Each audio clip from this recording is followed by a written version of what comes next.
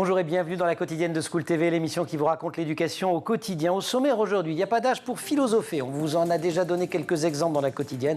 On va enfoncer le clou aujourd'hui avec la série Sam et Watson et l'invité du Grand Oral, Ghislaine Dullier. L'anti-sèche des Maguessel ou comment l'actualité résonne dans les programmes.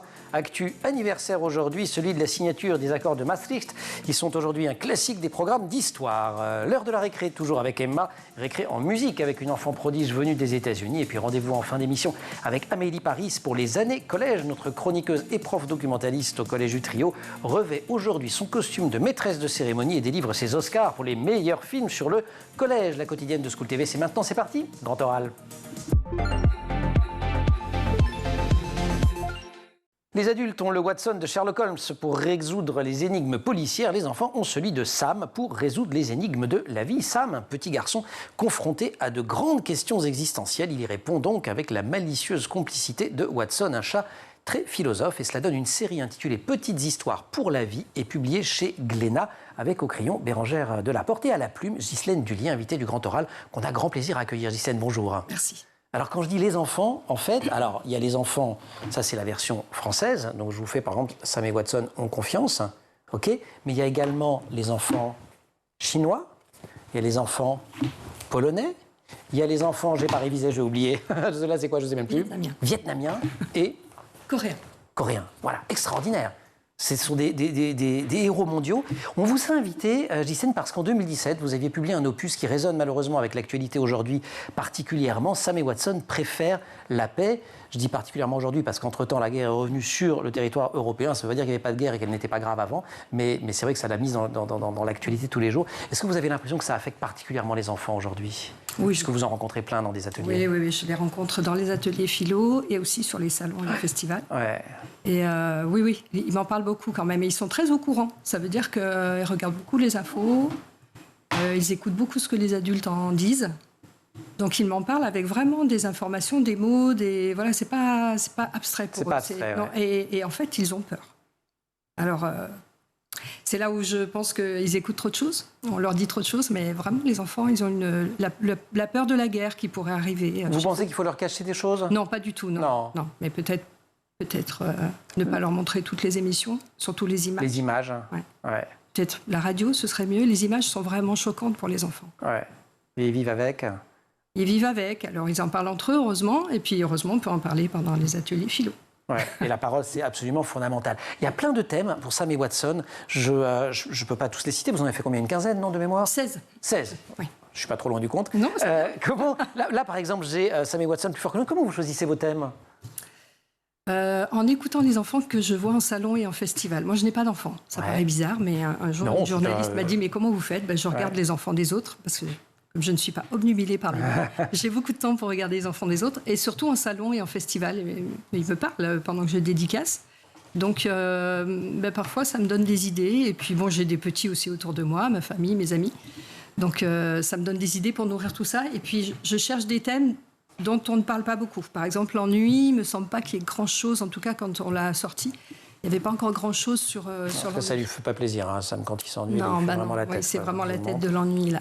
Ouais. Bérangère est super. C'est même le crâne de l'ennui, parce qu'on le voit. C'est ça. Bérangère a 2 petits-enfants, donc elle a des modèles à la maison. Ouais. D'ailleurs, tous les jouets qu'on voit dans les pages sont les jouets de ses enfants. Oui. Ah, génial. Ouais. Et comment vous choisissez parce qu'à chaque livre se termine par une petite phrase, une sorte de morale de l'histoire, non, c'est ça, un peu comme une morale de fable. Oui, un résumé du livre. Un résumé du livre, voilà. Oui, c'est très résumé quand même, parce qu'à chaque fois, si tu prends l'ennui, c'est ce que tu ressens quand tu ne sais pas comment t'occuper. C'est ça. Bon.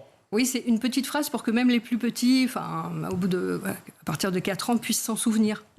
Voilà. C'était ça l'idée, et c'est pour ça que Watson a des lunettes, il y a un petit côté prof comme ça. Je vois tout à fait ce que vous voulez dire. Ce sont des livres de peu de mots. En fait, il y a un gros travail d'orfèvrerie pour aller à l'essentiel. Oui. Je me suis dit que paradoxalement, c'était des livres longs à écrire. Ils sont rapides à lire quand on est adulte. C'est long parce qu'il n'y a pas beaucoup de mots. Pour vous donner une idée, je passe à peu près moi, j'écris sur ordinateur. Ouais. Parce que sinon, ma main ne va pas assez vite à l'écrit manuscrit. Et je passe à peu près une ramette de feuilles par album. Wow. Et après, je resserre. Et puis j'écoute. Je lis et j'écoute. Pour moi, la musique des mots est importante et ça m'a amené à... Vraiment, je ne l'ai pas fait exprès, mais les orthophonistes se servent beaucoup de Sam et Watson dans leur pratique. D'accord. Parce qu'il y a cette musique des mots qui correspond... Et qui aide à mémoriser. À mémoriser, qui aide à l'articulation. Ouais. Comment ça vous est venu, vous, l'envie d'écrire pour les enfants ? C'est une idée de Jacques Glénat, en fait. D'accord. J'avais écrit un livre... moi, j'écris depuis toujours en tant que journaliste, attaché de presse. Ça a toujours été dans ma vie professionnelle. Un jour, j'ai écrit un livre très personnel, qui est un livre sur mon parcours. Et je l'ai offert à Jacques Glénat, puisque je le connaissais, c'est un ami. Je le dis pour le grand éditeur grenoblois, fondateur des éditions la Maison Glénat. Voilà. Et voilà, je lui ai dit, tiens, j'ai écrit un livre, je te le donne. Et puis il m'a rappelé après en me disant, j'aimerais que tu écrives chez nous, mais pour les enfants, mais dans cet esprit. D'accord. Parce que Jacques est un visionnaire, et je pense parce qu'on était là en 2013, et il avait senti qu'il n'y avait rien à l'époque. Peut-être le grand livre des émotions, il n'est encore pas sûr. Et il avait senti que ça allait arriver. L'émotion, le sensible. L'émotion, le sensible. Mettre des mots sur... oui, et pas que les émotions, parce que l'ennui, c'est pas une émotion, c'est une situation, un ressenti. Et l'intime. Parler de l'intime avec les enfants. Les petites histoires pour la vie de Sam et Watson dans la quotidienne aujourd'hui. Justine, si vous voulez bien, on se retrouve juste après l'anti-sèche. Emma Guessel. Nous sommes donc le 7 février et c'est un 7 février en 1992 qu'étaient signés les accords de Maastricht. J'ai regardé comment on prononçait, j'essaye de faire correctement. Écoutez, excusez-moi. J'étais sûr, en 92, on disait soit Maastricht, soit Maastricht. Alors, ceux qui disaient Maastricht, ils étaient plutôt contre. Ceux qui disaient Maastricht, ils voulaient faire chanter la chose. Mais je crois que c'est un peu entre les deux, en vrai. Néanmoins, des accords qui sont actes fondateurs de l'Union européenne, dont on fêtait donc les 30 ans l'année dernière. Et évidemment, ça fait partie des programmes d'histoire. Bien sûr. Et d'ailleurs, on voit dans ce traité de Maastricht une étape de plus dans la construction européenne qui a commencé bien avant, et ce dès la fin de la Seconde Guerre mondiale. Mais en 1992, le contexte, c'est que la construction européenne est relancée sous l'impulsion des chefs d'État français et allemands, François Mitterrand et Helmut Kohl.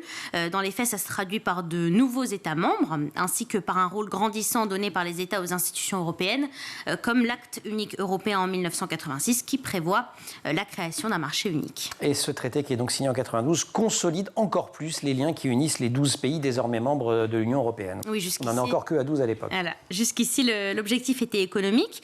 Et après ce traité de Maastricht, il y a une forte visée politique, avec une affirmation des grands principes de l'Union européenne, démocratie, libre circulation et liberté publique. C'est un texte qui acte une collaboration encore plus étroite entre les pays membres, à tous les niveaux, économique bien sûr, mais également politique étrangère, sécurité commune et affaires intérieures. Avec une notion très importante qui apparaît pour la première fois, qui est la notion de citoyenneté européenne. Absolument, et qu'on évoque en cours de MC notamment. Est-ce que nous nous sentons français, européens ? Éducation morale et civique. Absolument, les deux. En tout cas, cette citoyenneté européenne, elle donne des droits. Le principal, c'est celui de circuler et de résider librement dans les pays de l'UE.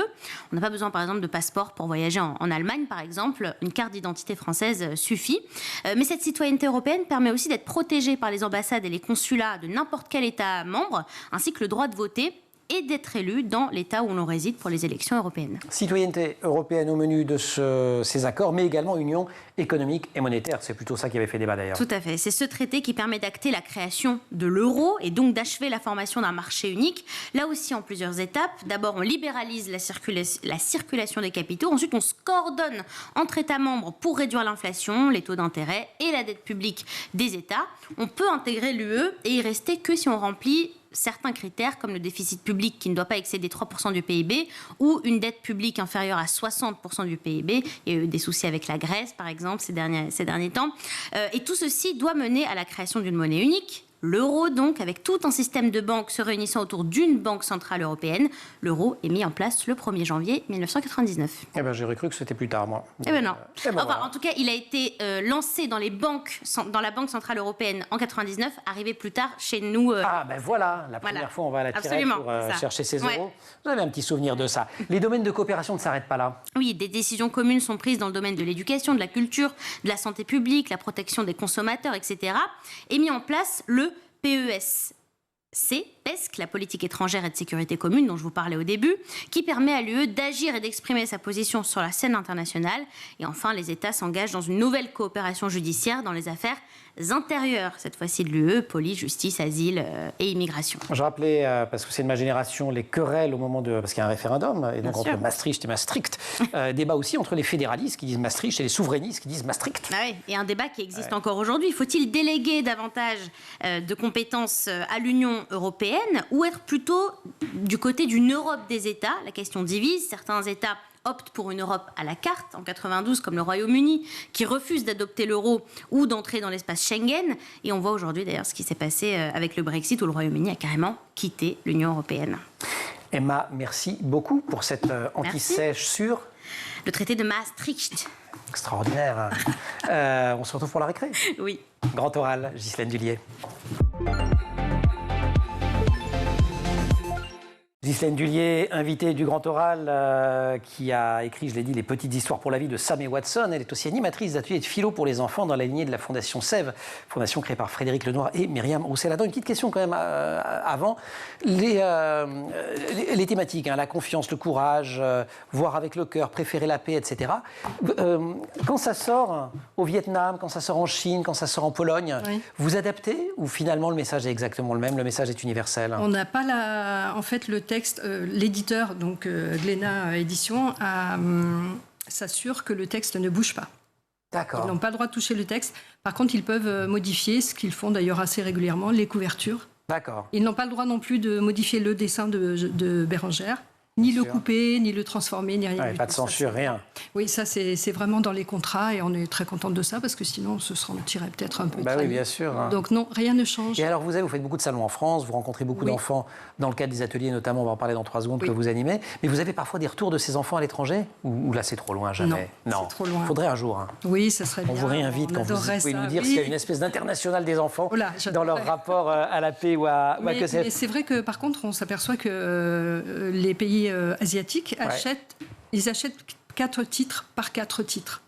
Et là, ils ont quasiment toute la collection pour certains. Donc on voit que ça plaît, finalement, surtout en Chine. Ah bah oui, mais j'imagine, ils ne s'en mettraient pas à traduire et éditer tout ça s'il n'y avait pas un marché sur place. Ça doit être le côté zen de Watson. Oui, il y a un côté zen, il y a un côté... comment dire ? Oui, voir avec le cœur, préférer la paix, il y a une bonne éducation... Oui, alors on essaie avec Bérengère, parce qu'on discute beaucoup tous les deux, on essaie que ça ne soit pas moraliste. Oui, c'est ça, voilà. J'espère qu'on y arrive. Tous les thèmes sont des thèmes que c'est du vécu. Je veux dire, c'est soit que les enfants vont en parler. J'ai lu ça en préparant. Donc les enfants vous en parlez, mais dans ce que vous leur racontez, vous puisez aussi dans vos souvenirs et vous dites dans les livres que vous n'aviez pas eu quand vous étiez enfant. Parce que vous avez eu une enfance sans livres ou pas avec les bons livres? Il n'y en avait pas, alors oulala, ça fait très... Non, vous allez exagérer. vous allez et puis vous allez m'énerver au passage, donc il ne faut pas ça. Il n'y en avait pas autant qu'aujourd'hui. Non, il n'y en avait pas autant qu'aujourd'hui, c'est vrai, il n'y en avait pas autant qu'aujourd'hui. Il y en avait quand même. Mais pas des comme ça. Enfin, des comme ça ou tout ce qu'on peut lire aujourd'hui. C'est-à-dire pas des choses qui parlaient aux enfants d'autre chose que Toto la girafe ou Kiki le kangourou. C'est des histoires plutôt comme ça. Encore que, parce que les contes de fées comme Podane ont plusieurs lectures. Et là, on est carrément dans le psychologique. Mais bon, bref. Mais par exemple, Voix avec le cœur qui parle du handicap. Ça, c'est du vécu. C'est encore du vécu au quotidien. C'était une époque où je visitais quelqu'un dans un centre de rééducation. Je voyais les enfants assez choqués de voir un parent avec un bras en moins, une jambe en moins, et surtout les adultes à côté qui étaient dans l'incapacité de leur expliquer. Comme eux-mêmes étaient choqués, puis parfois on se dit on en parlera à la maison. Et là, je me suis dit vraiment, il faudrait que Sam et Watson parlent de ça et que ils expliquent tous les deux aux enfants qu'on peut juste ne plus voir avec les yeux, mais voir avec son cœur. Si mes souvenirs sont bons, c'est l'oncle, c'est ça, qui revient, qui doit venir à un anniversaire ou Le parrain, oui, c'est le parrain. C'est le parrain, voilà. Oui, mais qui a eu un accident de voiture, on essaie de préparer Sam en lui disant... Il a une cicatrice. Oui, c'est ça. Ce qui choque beaucoup Sam. Oui, parce qu'il faut dire qu'il l'a c'est sur le visage, la cicatrice. C'est sur le visage, oui. Et puis il arrive quand même en chaise roulante, si mes souvenirs sont bons. Il est en fauteuil roulant. Et Watson, qui a anticipé le truc parce qu'il est malin. C'est Watson. Commence à raconter à Sam avant l'arrivée du parrain que lui aussi il a eu un oncle, qui avait des et donc il lui explique l'ouverture du cœur. La Fondation Sève, on l'a signalé, vous êtes formé auprès de la Fondation Sève, créée par Frédéric Lenoir notamment et par Myriam Roussel-Adam. Quelle valeur porte-t-elle? Alors Sève, association et fondation, a été créée effectivement par eux deux, Frédéric Lenoir et Myriam Roussel-Adam, au lendemain des attentats de Charlie où Frédéric Lenoir s'est dit, c'est pas possible, on ne peut pas continuer comme ça, avec de la violence. Comment faire pour que les adultes ne deviennent pas comme ça? Donc on va parler aux enfants, on va faire en sorte que les enfants deviennent des humains, d'abord, et des citoyens, ensuite. Non violents, ça ne veut pas dire qu'ils vont se laisser faire pour tout, hein, mais non violents, qui réfléchissent, qui ont un libre arbitre, qui sont capables de ne pas se laisser embrigader par des idées... voilà. Et donc, il a fondé ça en disant à tout le monde, c'est-à-dire que moi, quand je me suis formée, j'étais la seule auteure à être là, mais il y avait beaucoup d'éducateurs, évidemment, beaucoup de professeurs des écoles, mais aussi des mamans. Mais aussi, vraiment, c'est ouvert à tout le monde. Et là, on nous donne les bases. Alors, il y a une formation initiale, après, il y a des modules de perfectionnement. On nous donne les bases et c'est très intéressant. Pour parce animer que là, des ateliers dans ce sens-là. Oui, de philo. Alors, on n'est pas dans la philo pure et dure, hein, pas du tout. On va en parler juste après la récré. Vous voulez bien? Oui. Moi, je joue une petite récré avant de faire de la philo. Oui, mais même, je suis resté un très grand enfant pour ces sujets-là. Sam et Watson, des albums pour les 4-8 ans illustrés par Bérengère Delaporte, édités aux éditions Petit Glénat. Pour l'idée, c'est accueillir ses émotions. Je cite la présentation de la collection. Comprendre la paix, la vieillesse, le droit de se tromper, la différence, la jalousie, le stress. Donc 15 albums actuellement. 16. 16 même, 16. Donc plus un livre. Oui. CD. Ah oui, alors 15 plus un livre aussi. Ah ben voilà, on est d'accord. Oui. Ghislaine Dullier, on se retrouve juste après la récré. Emma Guessel. Emma. Oui. Rebonjour. Rebonjour. Encore une heure de la récré sur TikTok aujourd'hui. Et si vous passez votre vie sur les réseaux sociaux. Mais oui, non, mais parce que là, j'ai découvert insupportable. Là, j'ai découvert une petite pépite. D'accord. Vous êtes pardonné. Alors, mais vous allez voir, c'est exceptionnel. Donc, je vais vous faire découvrir une petite fille. Elle est américaine. Elle habite à Nashville, dans le Tennessee. C'est une grande patrie de musique. Voilà. Mais vous savez, parfois, on voit un enfant, il a un don, on se dit qu'on a l'impression que son avenir est tout tracé. Et bien là, c'est le cas de cette petite fille. Elle doit avoir quoi, 6-7 ans à tout casser. Et elle a dû chanter dans toutes ses autres vies à Broadway, je pense. On regarde. You want finger balls? I got 20. But who cares? No big deal. I want one. What's your reason to show the where the sea? Wish I can be part of that world. Non mais c'est fantastique. Non mais la maman, et je vous assure, la maman n'est pas du tout dans la musique. Il y a une voix de ChatGPT derrière. Non, et la maman, elle est hallucinée à chaque fois parce que on entend les réactions de la maman dans d'autres vidéos. Elle fait waouh, elle-même n'y croit pas parce que. Non mais c'est un montage. C'est pas un montage. Non, moi je peux vous faire en vrai, j'ai pas besoin de TikTok. Ah bon? La petite sirène, vous savez faire ça? C'est partir là-bas. Nanana, nanana, nanana, nanana. Voilà, c'est tout ce que je connais. Elle était bien cette petite fille, vous, c'est quand même drôlement bien. C'est génial, franchement, elle est incroyable. Non, c'est une jolie trouvaille. Grand oral, Ghislaine Dullier. Elle anime des ateliers de philo pour les petits. Elle invente des histoires. Ghislaine Dullier est l'invitée du Grand Oral, notamment pour sa série Sam et Watson, publiée chez Petit Glénat. Philo pour les enfants.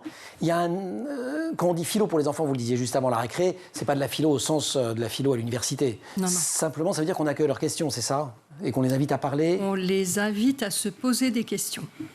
Oui, des grandes questions. Donc ça fonctionne comment un atelier? Ça fonctionne soit en classe, soit en médiathèque. Alors, c'est très différent, hein, parce qu'en classe, les enfants se connaissent. En médiathèque, ils ne se connaissent pas, donc c'est un autre exercice. Et soit je prépare le programme avec le professeur des écoles, enfin l'enseignant. D'accord. Soit il me laisse libre, et dans ce cas, soit je prépare quelque chose. Mais parfois, il se passe des choses en atelier qui fait que je mets de côté ce que j'avais préparé. Et vous vous adaptez. Et oui, parce que parfois, les enfants, ils se parlent entre eux avant. Et ils savent qu'ils vont me voir, et surtout quand on se connaît un peu. Alors, c'est le 2e, 3e atelier dans la même classe. Et donc, ils arrivent en me disant « Madame, est-ce qu'on peut parler de ça ?» En 2018, ils m'ont fait le coup de « Madame, est-ce qu'on peut parler des gilets jaunes ?» Oui, bien sûr, les enfants.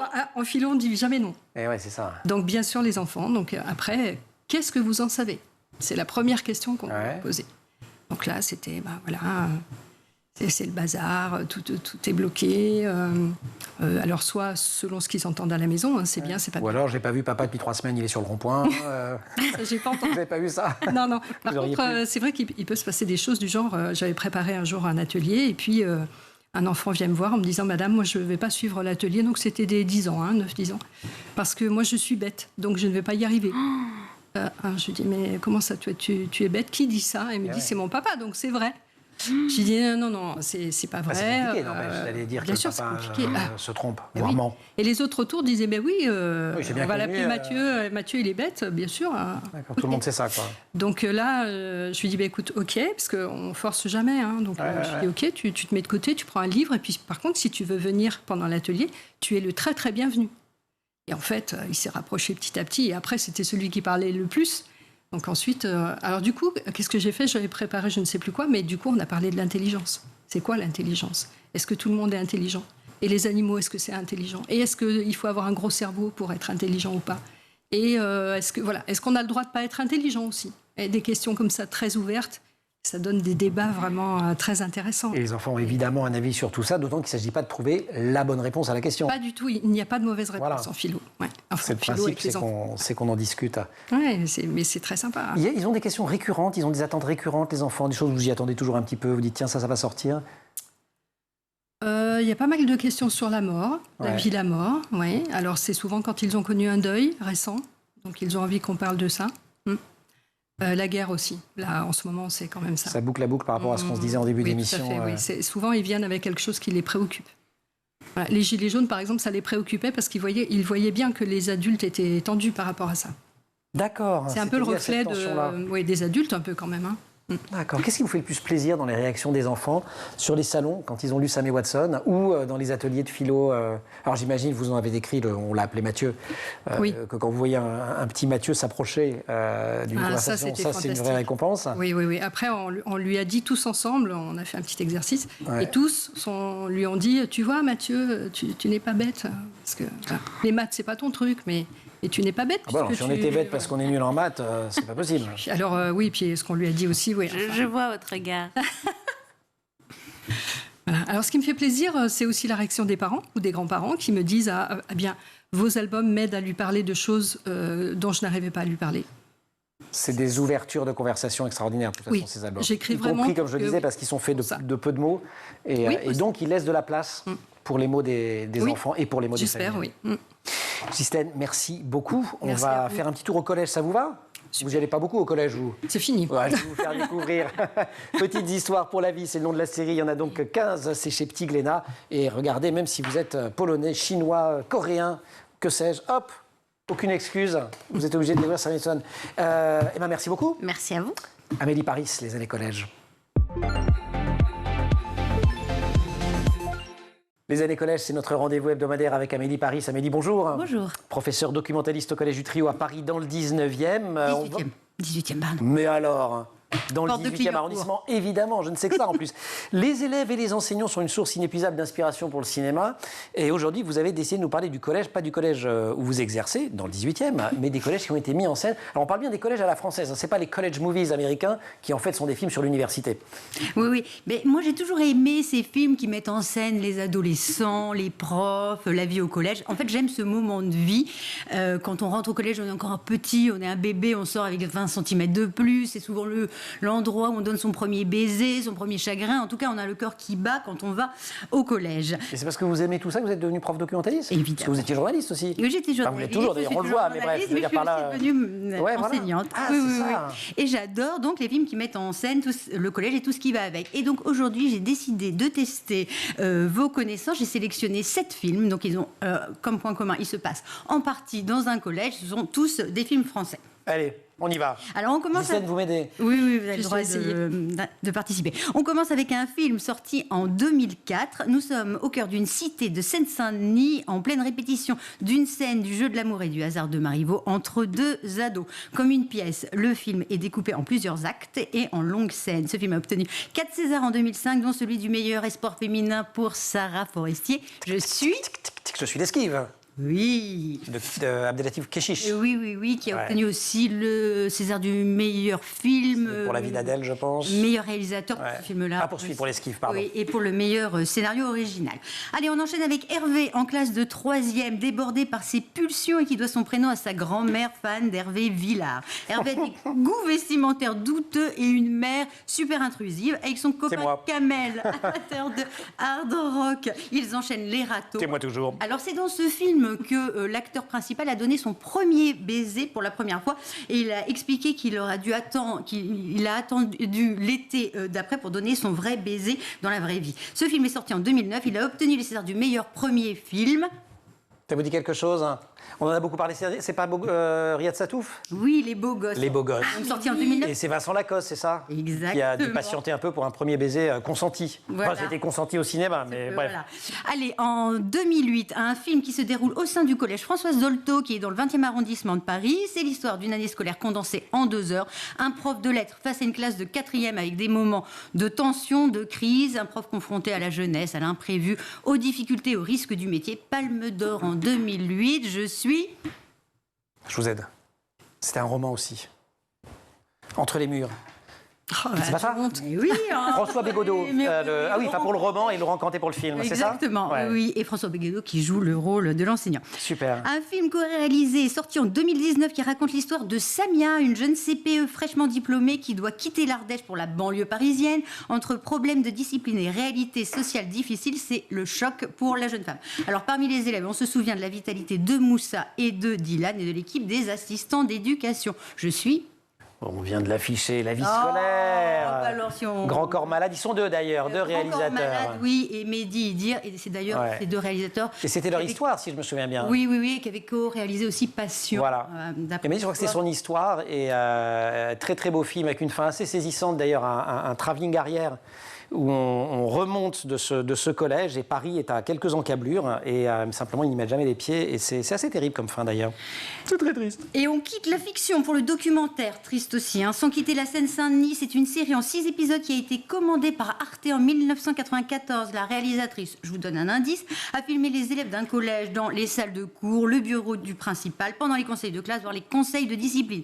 Élèves, professeurs, principal ou inspecteurs, chacun se bat pour imposer son point de vue, et parfois au détriment des autres. Alors là, j'hésitais entre Une vie de prof de Maria Roche ou La loi du collège de Mariana Otero. Exact. C'est le deuxième.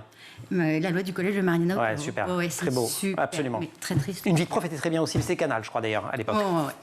Alors, retour à la fiction, on est cette fois à Paris. Pardon, je ne vous ai pas demandé. Non, mais parce que là, ça devenait super pointu. Mais merci de ne pas me demander. Là, c'est un truc de geek, là. Trop fort. À ce niveau-là. Donc, retour à la fiction. On est cette fois à Paris en 1963. Ça, vous allez savoir. À ne pas confondre avec la sortie du film qui était en 1977. On suit le quotidien de 2 sœurs en blouse, Anne et Frédéric, de leurs copines, de leurs histoires d'amour, parfois vraies, parfois fausses, de leur fugue, de leurs parents séparés. Tout cela sur une musique composée par Yves Simon. Et on sirote, hein, une bonne petite boisson. Oui, avec limonade et menthe, là. Non, mais Diabolo. Mes neurones sont en vrac, là. Vous fassiez un Sammy Watson vont au cinéma. Oui, alors. Diane Curie, c'est ça? Diabolo, Diane Curie, qui s'inspire de ses 13 ans. Allez, on a le temps pour un petit dernier pour la route. Oui, alors ma tête de classe, qui a marqué mon enfance et mon adolescence. On est dans un collège du centre parisien. Bernard Giraudot, en séduisant prof d'allemand. C'est l'histoire d'une ado de 13 ans, de sa meilleure amie Pénélope, je n'en dis pas plus. Le film est sorti en 1980. Il est le long métrage qui a réuni le plus de spectateurs cette année-là, avec plus de 4 millions d'entrées. Dreams are my reality. C'est la boum, non? Mais oui, vous voyez, vous les connaissez. Oui, générationnelle de Sophie Marceau, Brigitte et qui a lancé la carrière de Denis Gray, qui était absolument extraordinaire. Vous en avez bien sorti, bravo, 0 faute. Ouais, j'ai révisé quand même. Si, un petit peu, là, entre les documentaires. Oui, mais enfin, c'est pas mal quand même. Ouais, c'est gentil. Merci beaucoup. Ça va aller comme ça? Je peux revenir? Ah non, mais c'est sympa. Votre préféré, c'est lequel? Je la boum parce que c'est vraiment celui qui a bercé mon enfance et mon adolescence. Mais c'est pas... Oui, allez, c'est celui auquel je suis plus attachée. Le dire. On ose le dire.